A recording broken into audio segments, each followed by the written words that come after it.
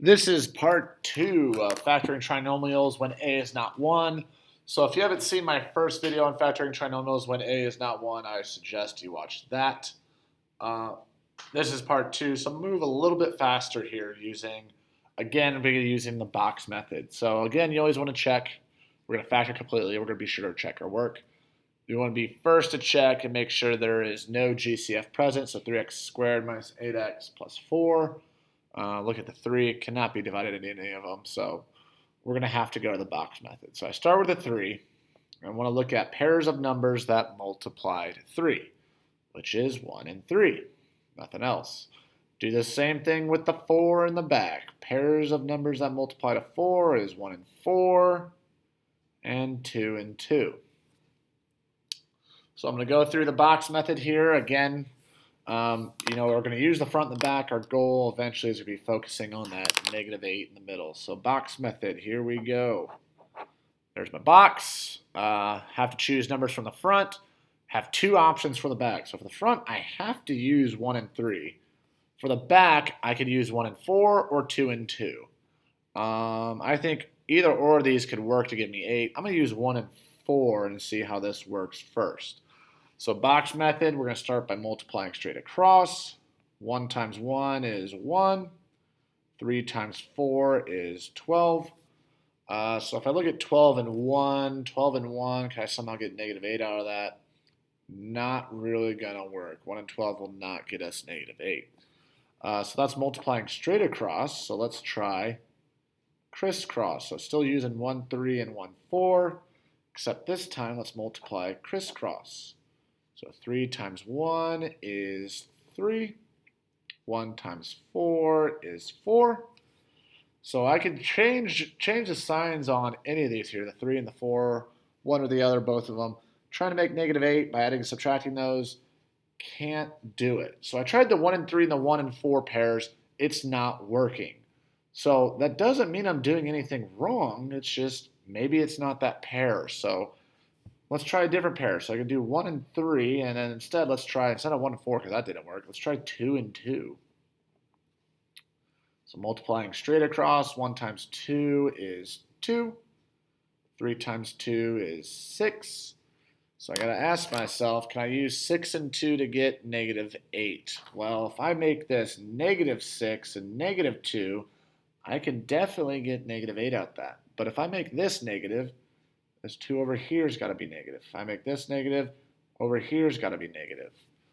So to put my answer together, I multiplied straight across.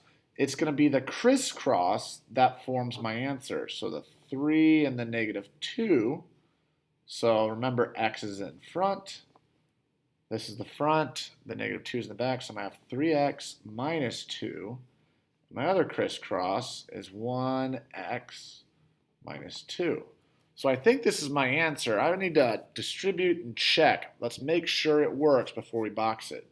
So 3x times 1x is 3x squared. 3x times -2 is -6x.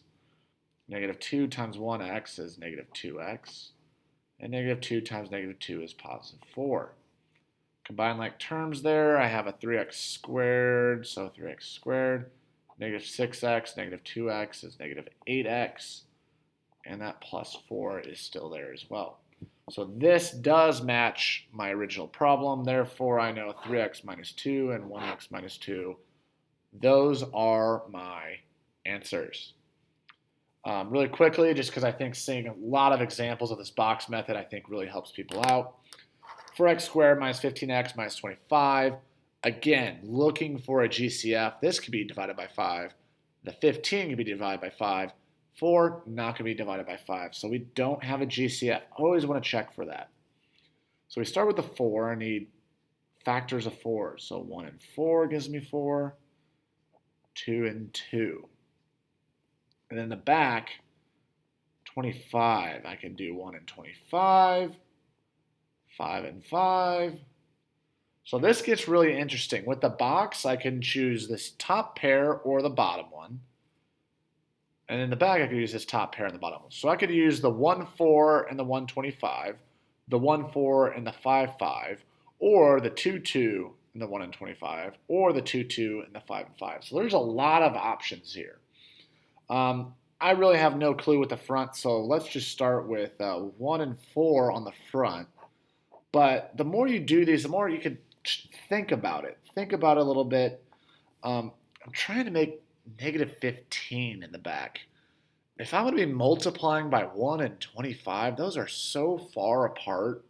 I don't know if I'm going to get negative 15, but negative 15, maybe these 5s will work. So let's try 5. If it doesn't work, 5 and 5, then I'll go back and try 1 and 25.